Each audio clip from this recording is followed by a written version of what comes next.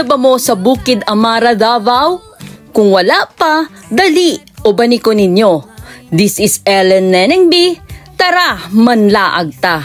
So gahapon, death anniversary sa among tatay Pitong. So nagtapok pin sa akong pamilya. Maoni sila ang akong kauban sa paglaag-laag dinhi sa Amara.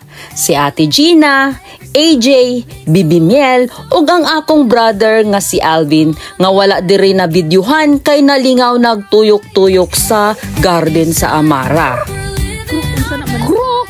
Tanawa ragod ni akong pamangkin kay naanad sa bukid og manok ra perminti ang makita. So gitawag ba naman og krok ang isda? So para mas malingaw sila, nag-fish feeding sila dinhi.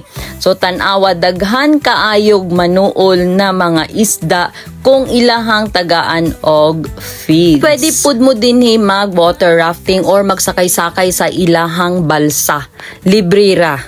Kagahapon wala sila kasakay-sakay sa balsa kay naay nagamit. So wala na mi time para maghulat. After ana nagtuyok-tuyok mi sa ilahang garden. Nice ka ilahang garden, very colorful.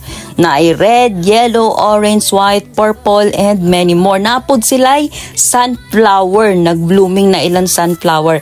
Kaso lang kaning garden nila karon dili ka ay siya blooming kay nag-replant pa daw sila. So probably by December, tama-tama mag-bloom na ang ilahang garden. For sure, that time it's vacation time.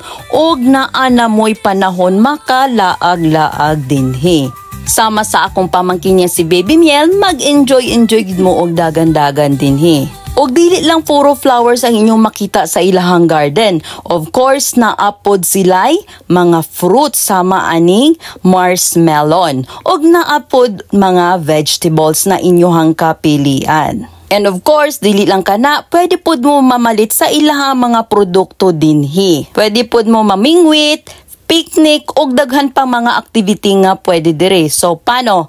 Kita-kits tayo sa December pohon.